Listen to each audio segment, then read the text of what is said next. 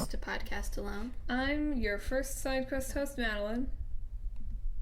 I'm your second host, Emma. Thanks, I talk first. Madelyn only appears on side quests, the little known fact. The other one is just my puppet Madelyn that I'm projecting a voice through. I was talking about that on some blog post or some other where I was like, maybe Emma should just pretend to be me.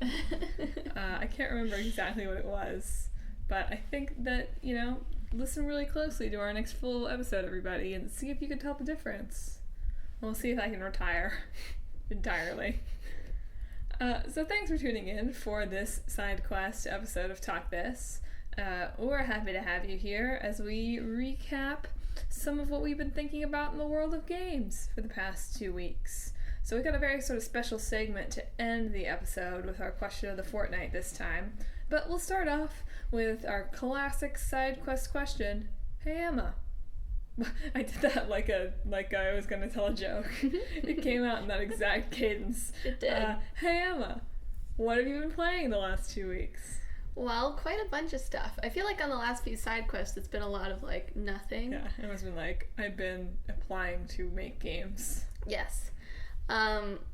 So I've been continuing with God of War and with watching the Great Ace Attorney English translation, as I think I talked about last side quest.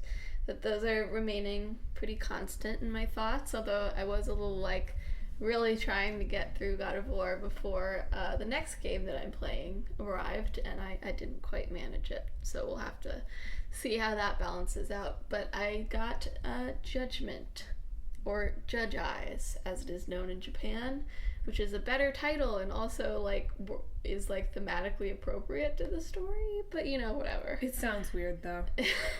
It sounds weird. It sounds does not less marketable legit. in the West. Judgment sounds like, oh yeah, kill some stuff, and Judge Eyes is like... Okay, huh? wait. Okay, so, how do you spell judgment? I don't think it has an E. But, on Word, it doesn't, correct me either way. So is one a British spelling and one's a... I don't know, but I'm pretty sure it does not have an E. Okay, because it was really throwing me off Judgment. when I was trying to tweet about it, because it does not have an E in it, and I had to redo my first tweet on it 12 times because I kept misspelling various words. This just in. Emma's dumb. They knew that already. I know. But I'm really enjoying it so far. It's very, it feels like it's going to be very long. It took me 5 hours to get through the first chapter, which doesn't even, it doesn't even let you do, side stuff in the first chapter. That opens up in chapter 2, apparently. I looked it up because I was curious. So, yeah, it's a long game, but you play as, Taka something, Taka Yagami. the town. His last name's Yagami. Everybody calls him Yagami. Whatever. Takayuki or something. Takoyaki. Whatever. And it's fun. I like it. It's a little embarrassing to admit. And I feel like I had this exact same reaction when I first saw the trailer and then forgot about it and then had the same reaction again. But I wasn't aware that attorney's badges and prosecutor badges were a real thing. I thought they were just something that Ace Attorney had made up so that Phoenix could shove it in everyone's face whenever he wanted. Objection! But no, they're real, and they're a lot smaller than I imagined, too. They're penny-sized, basically. You'll have to get one for your pin collection. Yeah, pretty much. And you, pin it to your lapel or whatever. And yeah, so he held it out. He's like, "You still want to sue me?" I was like, "You have one of those? I know what that is." I'm loving hearing all the real Japan Easter eggs from Emma's playthrough. If you heard us talk about Japan or on our Twitter, we were very taken by Sushizanmai, which was by our Shinjuku housing. And there is a Sushizanmai in Judgment that you can visit and shop from. And it was very exciting. And with the welcoming man. Yes. The welcoming with the statue, Sushi man. The statue of the Sushi man, who is probably just the owner, but we haven't looked up his name. He's just Sushi he is the owner, but his name is Sushizanmai. Yes. I'm sure he would be fine with that.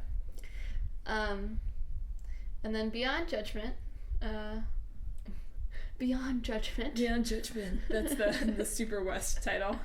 I've been playing a couple of games on my Switch. I got Bloodstained Ritual of the Night, which we'll come back to. It's a Kickstarter game from the guy who originally did Castlevanias. It's fine.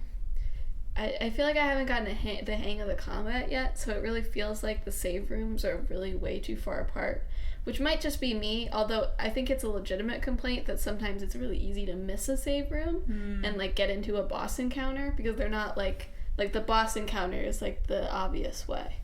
So sometimes I'll just run forward and then I'll be in a boss and then I'll die and then I'll be set back like 25 minutes. Is this the game you played at PAX? Yes. Okay. Gotcha. Yes. The one that I played the other game from them. Yes, I was kind of expecting that because I do remember that the guy at PAX was like, don't miss this save room. A lot of people miss this save room. I was like, well, yeah, you really have made it so you can miss a lot of save rooms. Do you think he was instructed to say that, or do you think he learned over time that he ought to say that? We played on like Saturday, so I bet he learned over time. Yeah. So I've been playing that, and it's fine. That's generally my impression of it right now, is it's okay. Oof.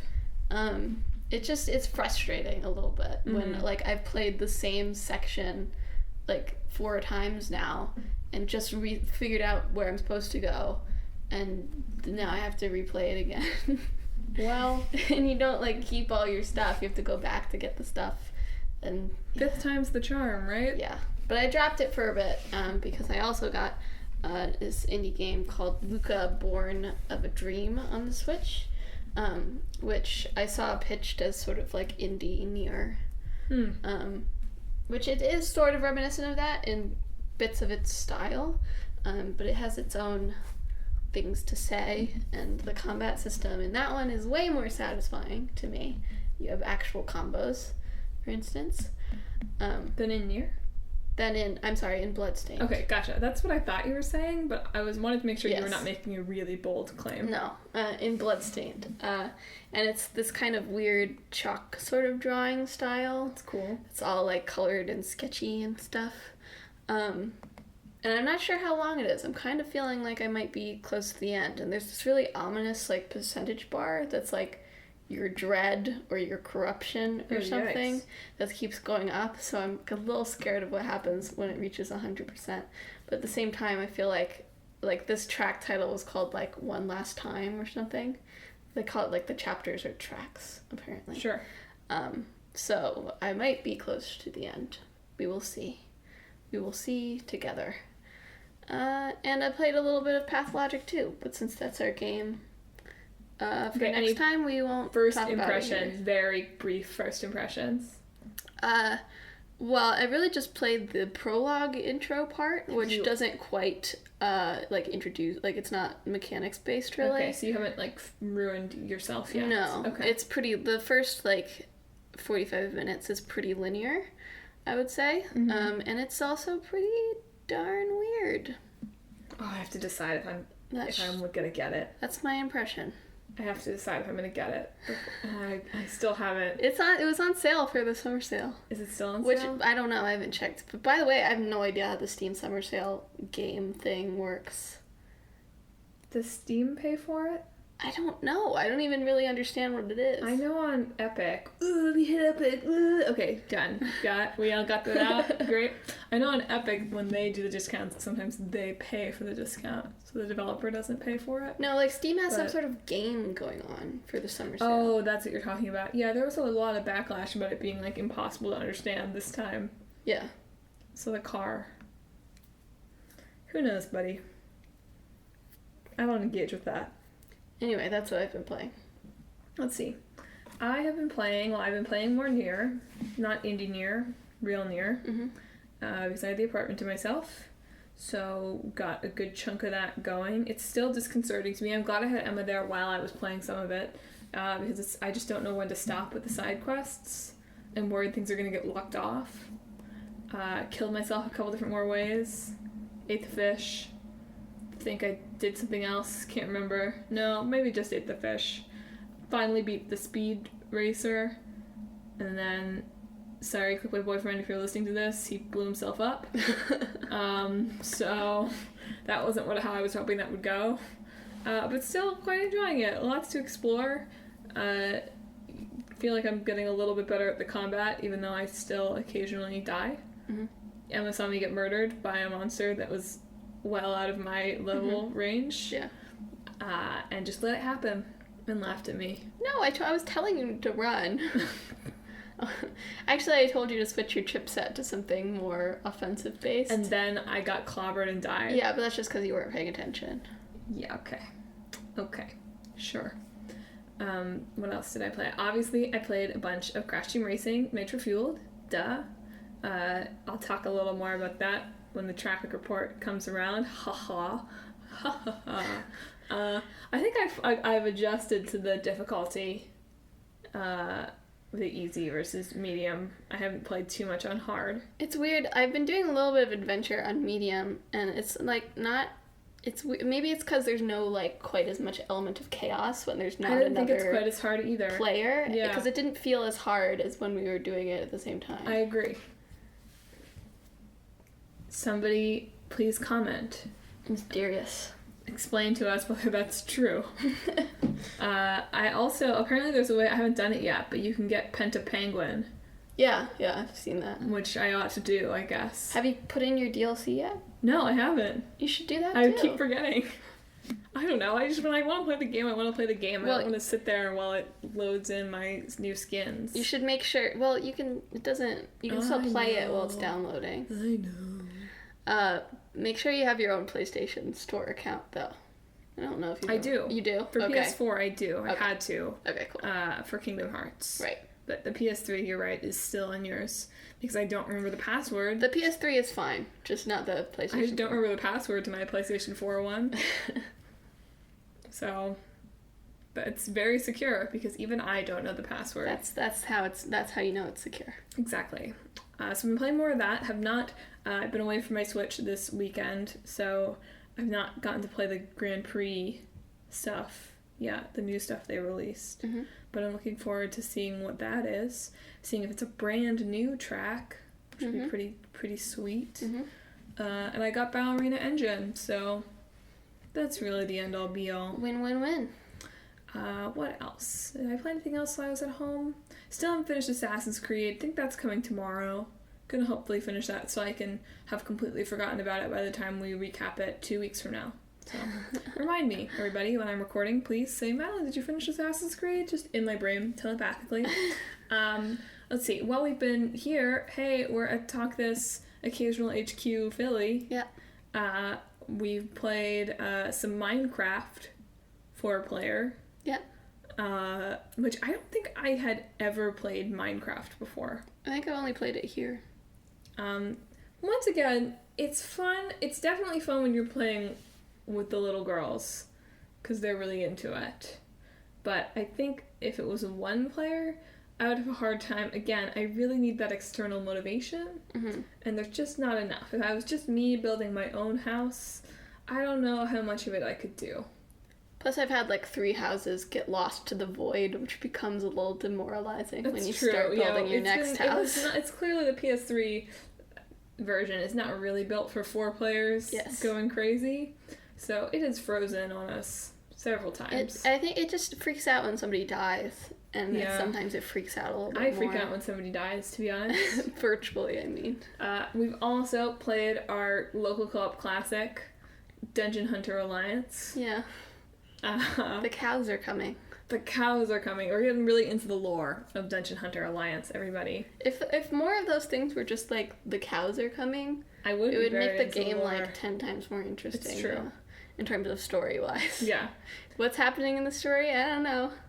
We're gonna kill the queen. Well, we were gonna start over from the beginning, except evidently... So these are... Just for context, everybody. We played Dungeon Hunter Alliance, when do you think we started playing this? I don't know. Many years ago. Certainly when I was in high school. Right? Almost certainly. So this has been 5 years, at least, that these characters existed. I don't know. I don't think we started until they were in Philly. No, I don't think that's true. I have no memory of playing it. We'll have to confirm with Dad. Anyway, regardless, these characters are at least several years old, and I know that we have played through the full storyline before, because both your character and Dad's character have played through the full storyline and can start on Legend. But evidently, at some point, I took a nap or something and dropped out of the local co-op. And as I discovered by Googling, if your character hasn't completed, it's fine if you drop out and then you return within the same act. But if you drop out and don't finish the quest at the end of the act and they move on to the next act, your character doesn't progress. Mm-hmm. Meaning that I could not start my character on Legend mode. Meaning that instead we have to start in the middle of Act 5, because I guess that's where I took a nap however many years ago, and get my character to the end. Crushing everything in our wake, because we are way over leveled. Nice. And my little sister, who's not Emma, and I have been playing Civilization. Because who doesn't love Civilization? Nobody. Except maybe Emma. Yeah. So that's what I've been playing.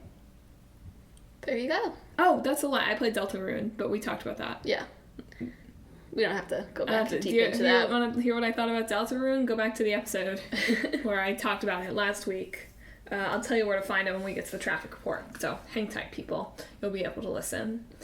Anyway. Ba-boom. Oh, you were going to do Thunder too. Nice. Ba-boom, boom, boom, boom, boom. I'm not afraid of lightning. I'm afraid of what comes after. It's the weather report. What? Nothing. Just that was an incredible reenactment.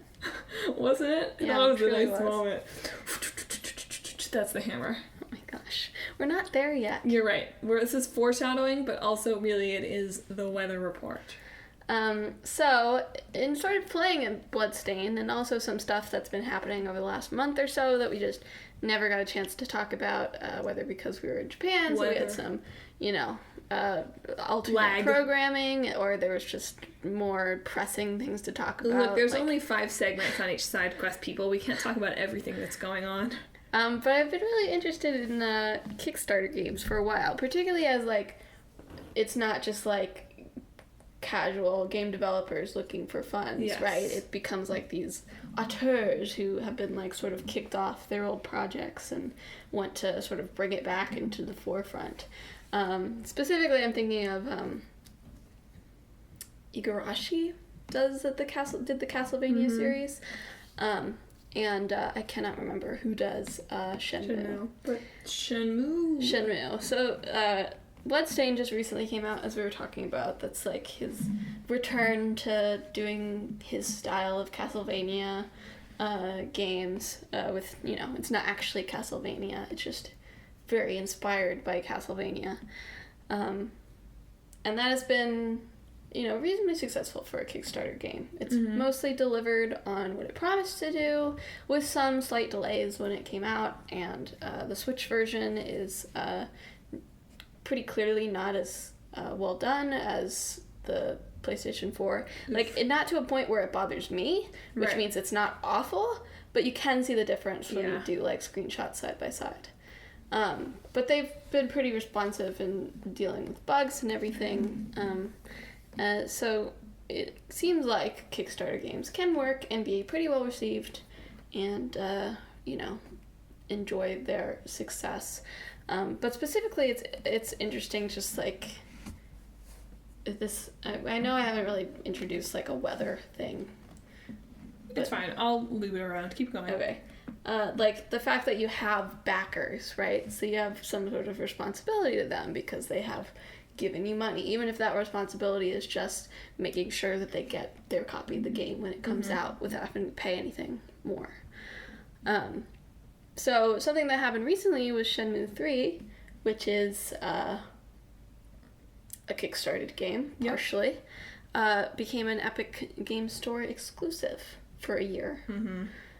So it comes out on Epic first, it stays there for a year, and then it can come out on other PC platforms.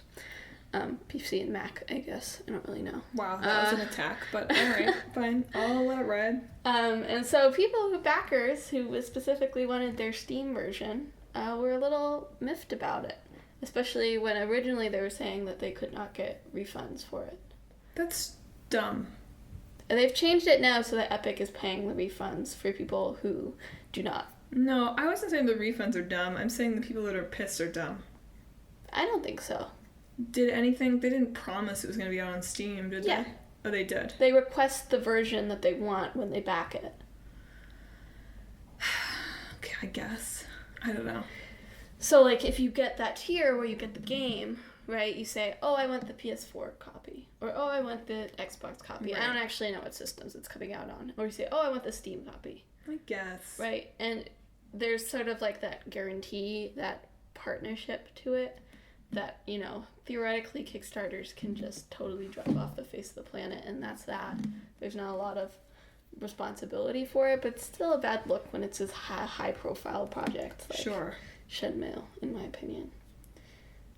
Well, it's interesting, right? Because you have to imagine there's different goals but there's different goals that you must have when starting a Kickstarter. I'm always sort of amazed when I see it and I think about how that money actually has to be spent, right? Mm-hmm. And it never quite, even when they raise a lot of money, it never really feels like it's really enough money. Yeah. Well, I think the issue, there's two problems, right? You get too much money, which means you start going over scope, which means you have to build more in order to sort of reward those. Like, you start making stretch goals, Right. and then you have to start putting efforts into your stretch goals, which then sort of delays everything. Right. Right? So that's a problem for when you're really just asking for the amount of money that you need and you end up getting more money than that. Balancing that while all of those Kickstarter campaign is still ongoing. And then there's the thing of, like, that's not enough money. Right? And in the cases of, like, Bloodstained and Shenmue, like, is Kickstarter their one source of income? Could it be? No.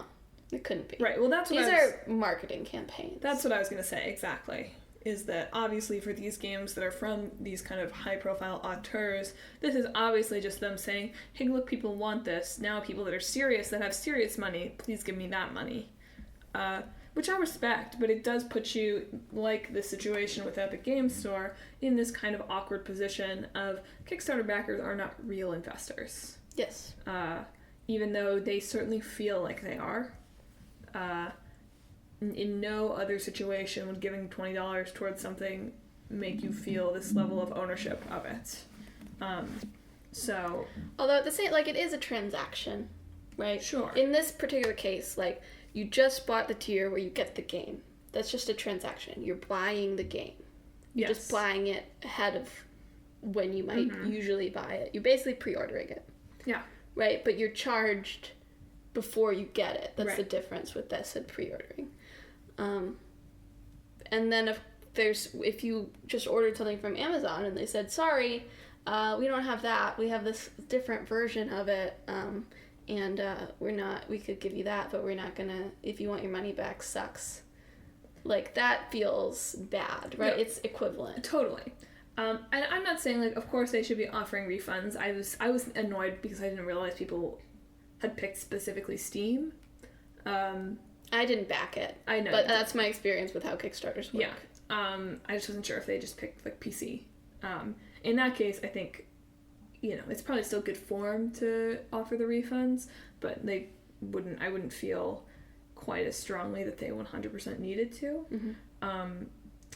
Oh man, I got lost in my own train of thought there. What did I start out talking about? I started thinking about Epic Games, and my brain just started going, Epic Games! Epic Games! I'm glad now that they are getting refunds that Epic is funding that, probably just because they thought it was too much of a PR. I remember what I was going to say. So with Amazon, though, you know, when they offer, if they made that choice, like if that happened, right, no one would be, like, pissed at Amazon, right? If they were like, hey, it's gonna only be on Epic Games. No one would be pissed about their... Sure, it's not a perfect metaphor. I know that, I'm just saying... Amazon does not own everything that they sell, you're right. I wasn't done with my explanation here. I was just saying, the Kickstarter backer who you know, paid, whatever, $30 to pre-order the game, I'm sure that's not the tier, but whatever, let's just say it was, feels a lot more ownership over the game than somebody who pre-ordered it for $30. Sure, yeah. And it's a weird situation because, like you said, it really is just a transaction. It really is just saying, hey, I'm going to give you the money up front, which is great. Hey, as a person who does a lot of independent theater, I love when people give me the money up front. Love that. Really appreciate it. Please do it more. But, you know, in this situation, these people feel like investors when, especially for these big auteur games where they are using these as a backer's audition to show off to actual investors, Yes. they really are not. Yes. You know, in other Kickstarter game situations where it really is an indie game, sure, maybe you are kind of actually an investor in the sense that there aren't other investors, but there's still probably people that gave a lot more money than you. Yes. I don't know. I think, especially now that treating your developers like humans is starting to be trendy, the stretch goals for these things should start to be like, we'll pay people more. Yeah. Yeah, that would be nice. And hopefully we see more of that. I think the first one that does that as their stretch goal will get a lot of press because it's hip right now to be like, our game's delayed because we wanted our development team to have a life. Nintendo's always done that, to be fair. I know, but it's hip now. True. It's trendy. Stop saying hip and trendy, please. It's avant-garde to treat the people that work for you like they're human beings. Yeah. Just one, like, counter example, and then we'll move on. So, like, Psychonauts 2 was partially Kickstarter funded as well. And they were recently bought by Microsoft, which I'm about for different reasons that we won't get into, because that's a whole other segment. But that, like, they're not Microsoft. I mean, and Microsoft has a history of this. If they have games already in development, they're not like, now has to be on Xbox only. Right. But Psychonauts 2 is still coming out on all promised platforms. So you can do it, right? It's probably just Epic being Epic. Well, folks, just to close this up, we hate Epic. I have no problem with the Epic Game Store. I'm sorry. Is that bad to say?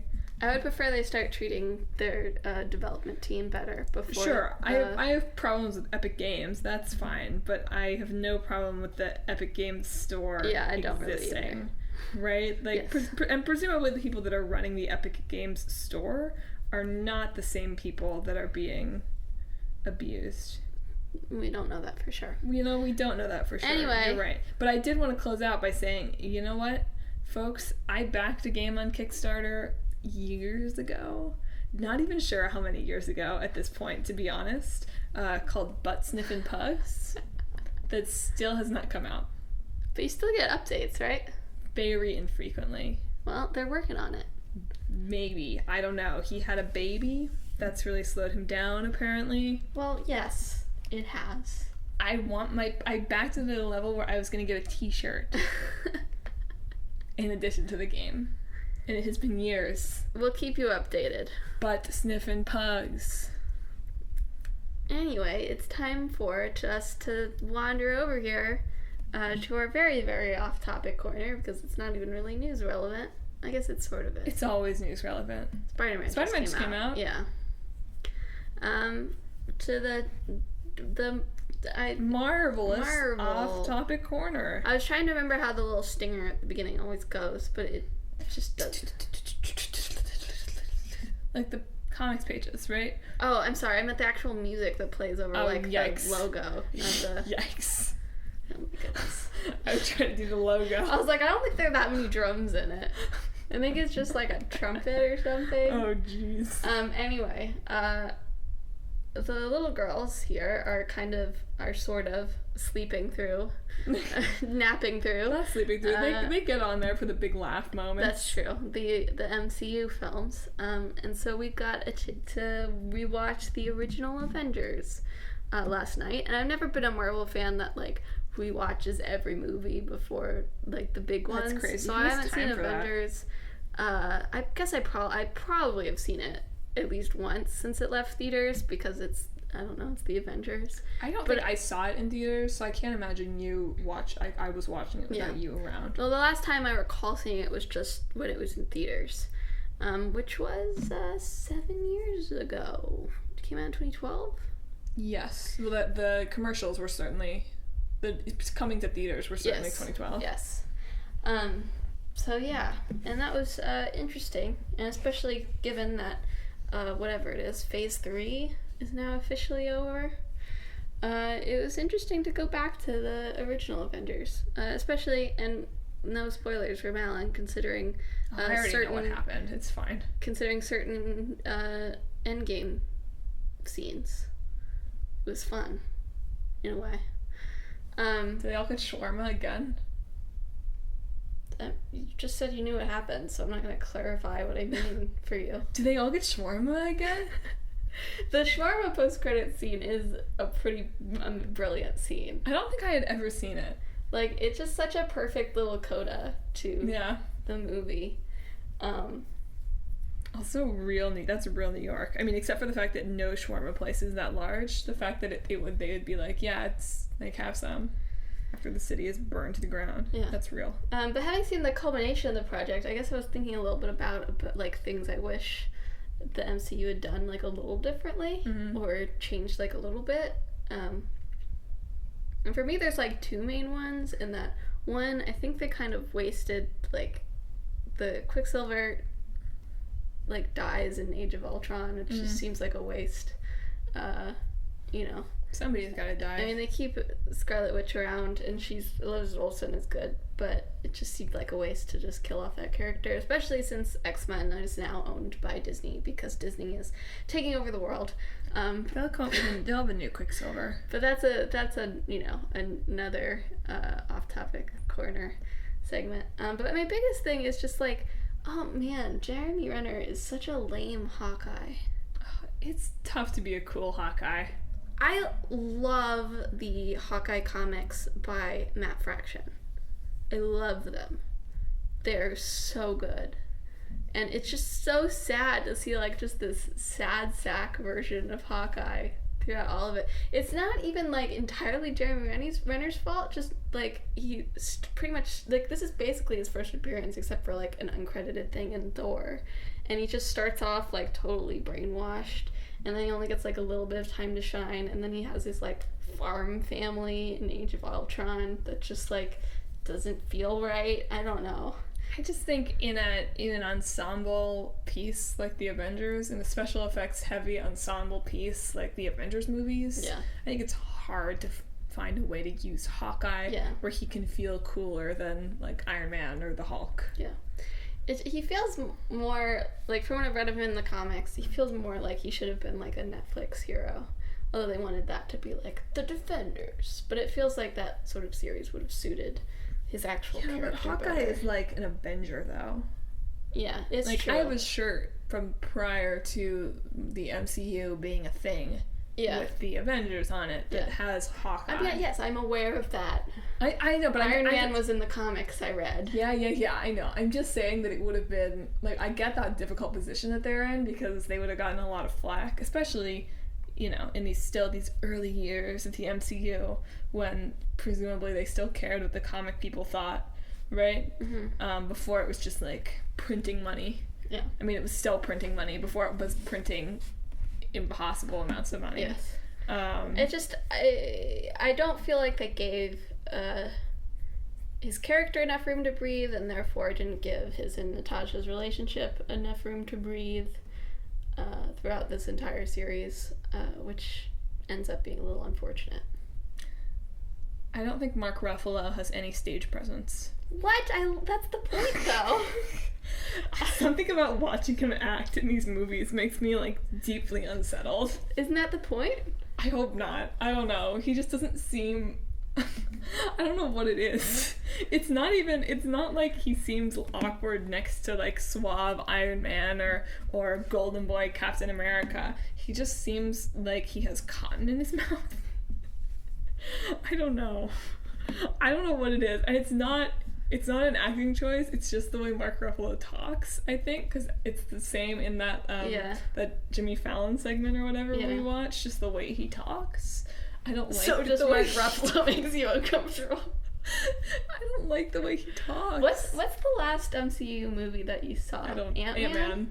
Damn. I think that's the last one I remember seeing with you. I don't really go to the movies, so I think Ant-Man, yeah. Oops. Man's behind the cultural times. I'm sorry. You know, as much as I'll whine about people who whine about not being able to play all the Kingdom Hearts games, right? Mm-hmm. At least you can buy all of those now for $40. Mm-hmm. I can't buy all the Marvel movies for $40. I mean, a lot of them are on Netflix right now. Okay, fine, yes. I can't go to the theaters and watch them all in a timely manner for $40. How about that? True. You just wait. It's like, now that Far From Home is out, I bet they'll make some sort of like collection that you can buy for like $200. Great. To be fair, there's more movies than there are Kingdom Hearts games, right? Yeah, but they're shorter. Yeah, but they're probably similarly expensive. Whatever. I'll just wait until Kingdom Hearts goes to Ultron. Then I'll catch up. Okay. It's owned by Disney now. It's coming. Okay. It's coming, right? Yeah, sure. I'll wait until the inevitable Star Wars crossover. There you go. It all comes together into one universe. Schmark schmammal. Schmark schmammal. Yeah, my big complaint about the MCU is that Mark Ruffalo needs to learn how to talk.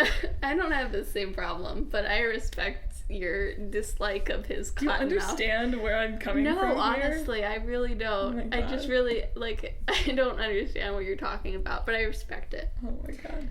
So anyway, that's been this is on topic, too, because, you know, by the next side quest, Marvel Ultimate Alliance 3 will have come out. Is that accurate? Yes, because I got an email about it from Nintendo. When does it... I thought it came out... I guess it does on, like, the 21st, huh? I don't think you will have played it any. It comes out... I'm looking... July 19th. Okay. You have a couple of days to play it. So I will have, like, 2 days to play it, so you know I will. Because we record these live at noon on Sundays. You betcha, baby. Anyway, that has been the off-topic corner. Which brings us... Beep, beep.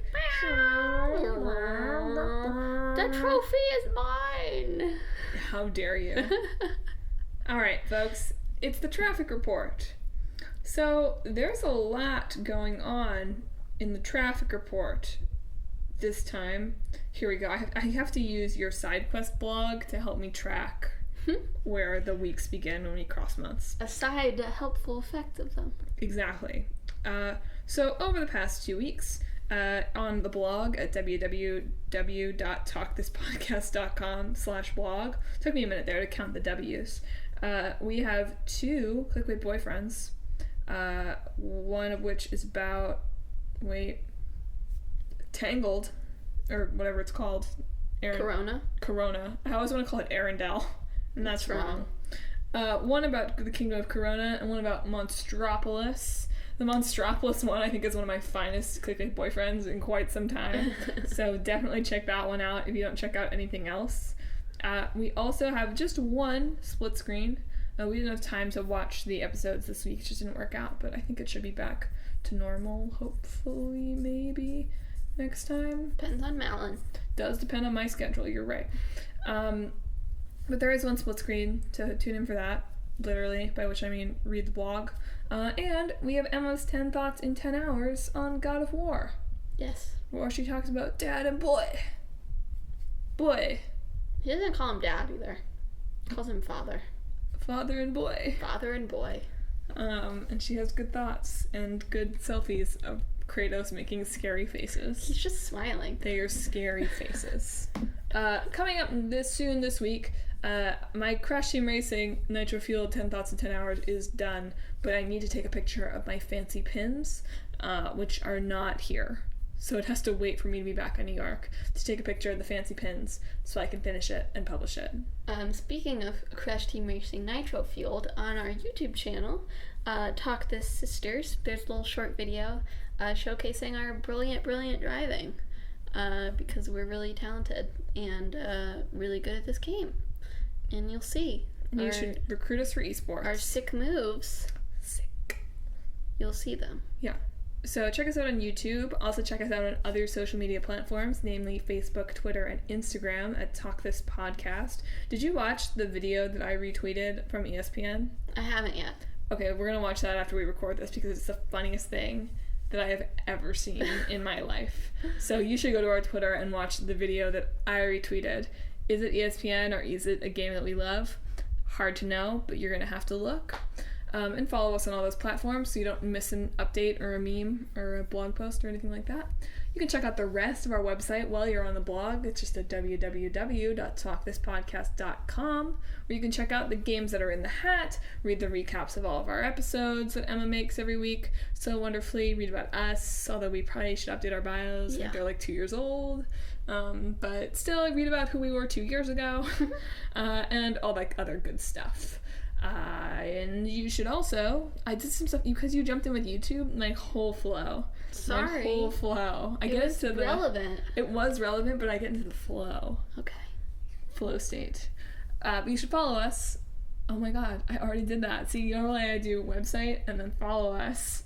And then You can subscribe to our podcast on Apple Podcasts, Google Podcasts, Stitcher, TuneIn, Spotify, Pandora Podcasts on the app, various other things people listen to. Sometimes I look at the user agents and I'm like, what the heck are these? No idea. But wherever you're listening, we're happy to have you. Yes. So subscribe on your podcast client of choice. Tell your friends, share the episodes far and wide, and leave us a rating and a review. We love that stuff. So, without any further ado, we're going to jump into our very special Question of the Fortnight, featuring once a year special podcast co-hosts, Aurora and Melina. Alright, girls, do you want to introduce yourselves? Yeah! Careful. Wait, not don't so they close. know us already? That's so they can identify you by your voice, yeah. But they might be new listeners, Yeah, right? it's been a whole year since you guys have been on the They show. identify my voice. That is your signature. But if you just want to say your name so they know which one you are. I'm Aurora. How old We are you don't now? have the same voice, and I am 5, and it's July, and my birthday is on July 29th. And that's Melina. How old are you now, Aurora? 9. 9? I think you were both a year younger last time we had you on the podcast. Yeah.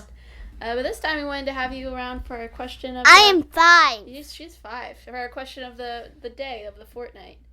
A fortnight. Yes. Not that yes, fortnight. not that one. It means every 2 weeks. But our question this time, in honor of the Pokemon party we had yesterday, is if you were a Pokemon, which one do you think you would be? Leafeon. Leafeon? Why would you be Leafeon? Because I love that Pokemon, and it's cute. Why do you love it? Why do you like Leafeon more? That's an Eevee evolution, right? And I like Eevee. Why do you like Leafeon the most of the Eevee evolutions? Because it's cute. Because it's cute. It's The cuter. cutest. And that the GX is hard to get. Oh, it's hard to get. Oh, and the cards? Mm-hmm. I got a Mewtwo. You got a Mewtwo card? Yeah, a big one. A big that one. was a GX. Yeah. Okay. So you would be a Leafeon, Melina. Roar, what Pokemon would you be? You sit there. I remember, but I changed my mind. Well, what was the first one? And then tell us what you changed your mind to. The first one was Vulpix. Vulpix? Vulpix. Why did you want to be a Vulpix? Because it's a fox, and I love foxes. And also because I think it's really cool that it has ice powers, and in the Alolan version it has ice powers, but in the regular version it's just a normal Pokemon. No, Cool. the regular version, it has fire power. That's true. Sure. But did you change your mind? You want to be someone else? Yeah, Pichu. Why Pichu? Because it's like the cutest Pokemon ever, and it can evolve into Pikachu and become very powerful. That's a good reason. Yeah. All right, girls, what Pokemon do you think we would be? I think Emma would be Latios. Latios? Why Latios? Because you look like a Latios. And Melina, do you agree that Emma would be Latios? No, What would you think she would be? I think she would be. She would be Sylveon, and Madelyn would be Glaceon. Oh, so we're all Eevee evolutions. Why am I the ice one? Because I like that one. Oh, okay, good. If I had to pick 2 Eevee evolutions for them, I'd pick Emma as Flareon and you as Sylveon. Why? I don't know why. Just got the feeling. Well, Aurora, what do you think I would be? It doesn't necessarily have to be an Eevee evolution unless you agree. She's looking at me very closely, listeners. You can't see it. I mean, this is a very important question. A Raichu.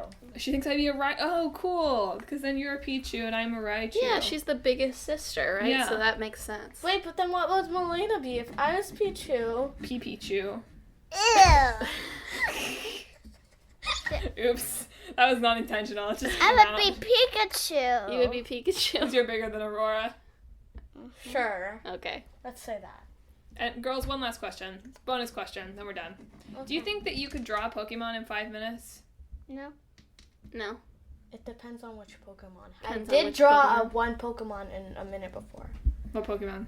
It was for my cousin, the one Mhm. that hacked my Animal Jam account. Oh, it's on the record. Well,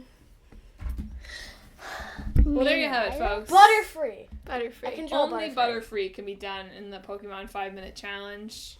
Oh, It's what been about settled. I can do Caterpie in 5 minutes. Caterpie can also Oh. be done in 5 Oh, minutes. here's one. And also Metapod. Metapod. and also that site Meow. no, not meow. That's too hard. I said Mew. Mew the second type. Well, girls, thanks for weighing in on this. It's been a hot topic of debate. Anything else you want to say to the listeners before we sign off? That's right. We-o indeed, folks. I love my sisters. All right. Thank you for listening to this week's side quest. It was great to have you with us and have our extra special co-hosts with us. So, Yeah. we always love doing our Super 4 Combo Sister Local Co-op episode. We do. So glad that you guys got to share that special moment with us. Next week, we'll be talking about Pathologic 2 and another game And an old game. that is older than 10 years old. Probably EVE Online. EVE Online. It is probably EVE Online that is older than 10 years old. Also still exists. Yes. So that'll be a fun one. Definitely tune in for that and to hear Emma's first person takes on how bad she is at this game. Maybe she'll be good at it. I don't know. No, I do know. She'll be bad at it. I hope that this week you learn to talk without cotton in your mouth. That one's for you, Mark.